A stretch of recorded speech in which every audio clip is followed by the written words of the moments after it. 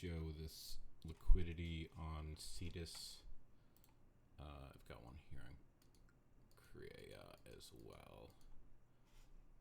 I'll leave that. Yes, if we just like look at, because like add liquidity. And if you're going to add liquidity into an existing position, it's got to be sort of at the exact ratio. You can't sort of like change it from here. If you want to we can make a new position. I've got most of my stuff like staked right now, but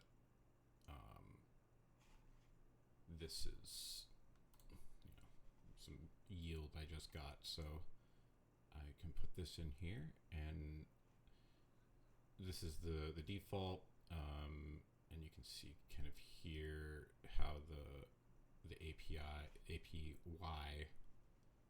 I guess, will, this sort of estimate based on the backwards looking last 24 hours or whatever. And this one right here is kind of the net of what everybody's getting. And it's higher than average because like people are doing this type of thing, and that brings you over 1,000. So I can add this, and if I hit add liquidity, brings up my SUI wallet here, and it's going to take half a SUI out plus a little bit for a fee, all the deep book, and that was it. View and explore super fast. This is the sort of blockchain or whatever representation, but like in this Kriya app now, I go to my portfolio, and now I've got this new position here. Let's just grab this yield so you can kind of, I'll come back to it in a minute, you can kind of see how it's accumulating. And I've got these other ones here. So these are all active. I'm a little surprised because this one in particular is like real aggressive. Anyway, so it's just, I'll pull these yields too.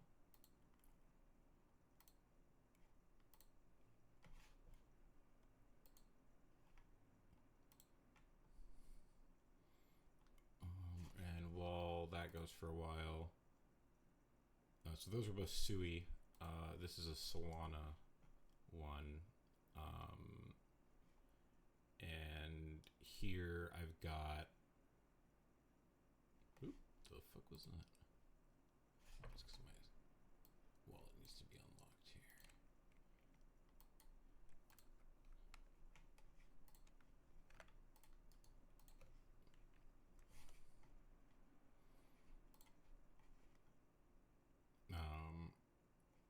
And this is actually, I think this is like less than 24 hours, almost 24 hours, but not quite.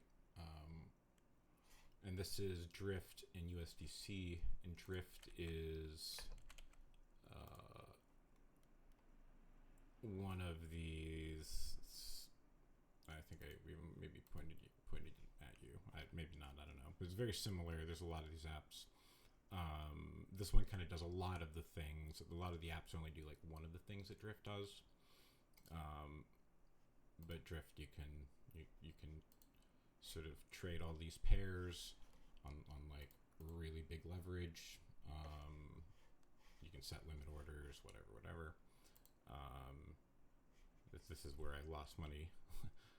This is how I found Drift, actually, was trying to bet on this. Anyway, so their Drift coin is this thing. You stake Drift, and the way they all kind of do it differently. What these guys are basically doing is they just buy back Drift. You stake your Drift, depending on how much Drift you have staked, you get Drift at the end of every sort of period. and they use sort of the fees to buy back drift from the open market. I'm pretty sure that's how it works here.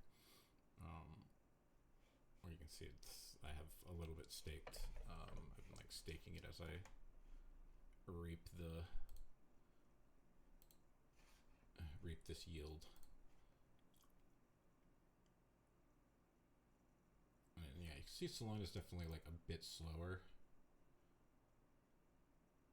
And I've got fees actually kind of turned up high. So anyway, so now we cleared those out, and it's been a second, and we can just kind of give this a refresh and just give you an idea of like how realistic these things are coming up and what the risks are. So when I'm doing this, like right now, Sui is kind of like down against the dollar, and I kind of prefer to do stuff that's just like in Sui. Like they're kind of, you know, they're if Sui goes down 10%, Deep is gonna like probably go down 10%. And these tokens, Deep, NS, cetus. So cetus is the token that represents this, and NS is some name service. Deep is I'm actually very, very bullish on Deep, because Deep is essentially going to be like the underlying token for liquidity. Like it's for something called Deep Book. Yeah, I guess it remains to be seen. It's very early, but what they're going to do basically is when you want to trade on Deep Book protocols, you're going to have Deep Book, and you're going to stake it in the pools that you want to be able to trade in. And you won't have to stake it, but you'll get much lower fees if you do. And you'll want those low fees because the other thing that Deep Book has is something called flash loans, meaning you can like borrow and repay into a liquidity pool in the same transaction, which essentially means like if you're like, let's say these are all three of these are not Deep Book liquidity pools, but let's say that they were Deep Book liquidity pools. I'm in all three of them. If there's like some transaction I want to interact with, or like some transaction I want to do, and somebody wants, say, NS, and I don't have any NS. I've got all my NS staked here, but I've got some Sui or some Deep or some cetus. I can kind of send that cetus and have it like go into this liquidity pool. Into this liquidity pool, go out as Sui, and then go from Sui to Deep Book,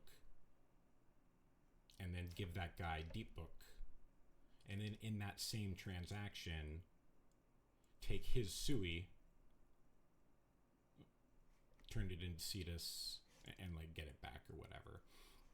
So effectively, Deep Book is going to allow you to tap all of your liquidity pool stakes for active liquidity, and your fees will effectively be zero to do so if you have sufficient Deep staked in those pools. And I really think that like in the future where this is everything, like that is going to be the cost of doing business. Kind of like you're going to have Deep Book in order to like have the good liquidity, because otherwise your fees are going to be too high. Anyway, so yeah, let's swap this again or refresh this again. You can see it's 10 cents on $1,000 in a few minutes. And if we go back here, this one doesn't have a refresh. Gotta hard refresh it. Yeah, just 15 cents. On just basically about $1,000 too. And go back here and see what this one's doing. So again, yeah, 2 cents on 400.